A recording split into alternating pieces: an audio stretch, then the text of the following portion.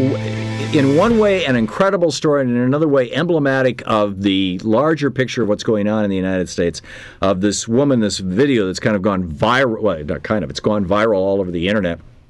We will be, a little later on in the program, sharing part of the content of that with you, and where basically a sheriff's deputy and a bounty hunter come charging into her house without an arrest, without a search warrant, illegally apparently, and ransack the house while she's videotaping the whole thing and continuously saying, "Why are you trespassing in my house?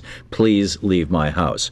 This is one dimension of the hyper-militarization of the police forces in the United States that started in the 1980s under the Reagan administration and has continued through the subsequent Bush, Clinton, and Bush administrations, largely under the rubric of the so-called war on drugs. Radley Balco is with us. He's with Reason Magazine, Reason.com, the libertarian publication.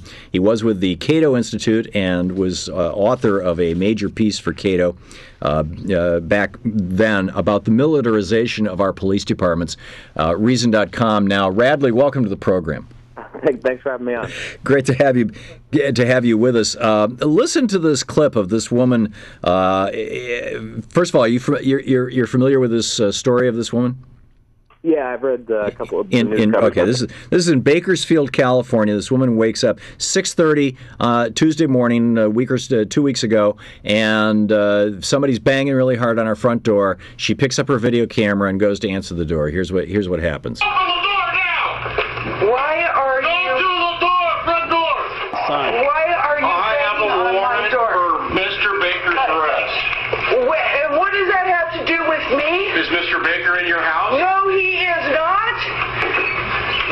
What does that have to do with me? What are you doing in my house? You are trespassing. For their in my visit. house. Please show me your warrant. I have a bench warrant. Where is it? I don't actually need a bench warrant. I want to see it. I'm a bail enforcement agent. I want to see your warrant. And he goes on to say, to repeat, he doesn't need a warrant.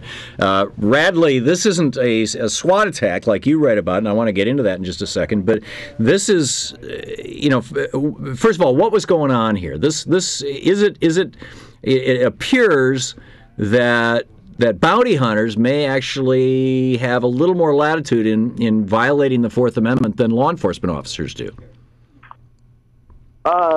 Yeah, well, I think under many state laws, they might have a little more latitude, although I think law enforcement officers aren't really obliged to follow the Fourth Amendment themselves anymore. I mean, even when they violate it, it's almost impossible to sue them, and even if you can sue them, it's even more difficult to win any sort of significant damages. So there's really no incentive for them not to come into your house even without a warrant.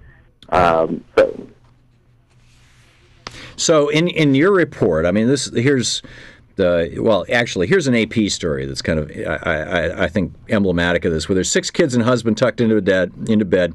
Yi Muna was watching TV in her living room just after midnight when she heard voices, faint at first, then louder. Then came the sound of a window shattering.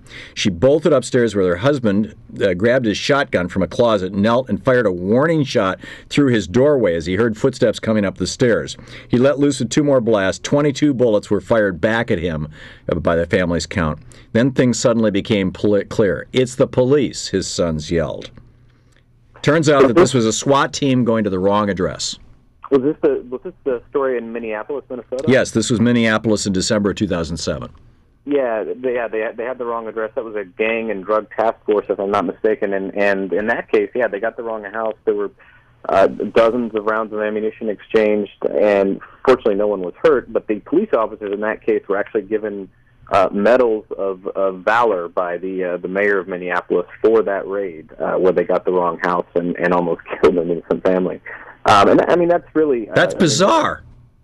Well, it's not. It's typical. I mean, I can cite several other cases where something like that, where the police officers have gotten the wrong house, or some innocent person has ended up dead, and they've actually been rewarded for it. In Atlanta in 2006, a 92-year-old woman was over 40 bullets shot into her. Yeah, well, in that case, the police officers were actually prosecuted, but that's because after the fact, they tried to get an informant that they had used in prior cases to lie for them. Basically, they had they'd gotten a tip that there were drugs in this 92-year-old woman's house, and instead of actually going through the process of getting an informant to buy some drugs from her, they just made the whole thing up on the search warrant, came in, she met them with a gun, they, filled her full of bullets, and then they actually handcuffed her and let her bleed to death in the living room of her own house while one of them planted marijuana in her basement to cover up what they had done. So that's a pretty extreme example. They were actually prosecuted. Well, yes and no. I mean, we're talking with Radley Balco, excuse me, Balco of Reason Magazine, and you've been following this story for years. You've written extensively about it, and the hyper-militarization. You talk about how in 1988 Congress ordered the National Guard to assist in drug enforcement. In 1989, President Bush the Senior created a series of regional task force within the DOD, and in 94, the Department of Defense issued a memorandum authorizing the transfer of military equipment from our military to local police departments. Since then, it has exploded.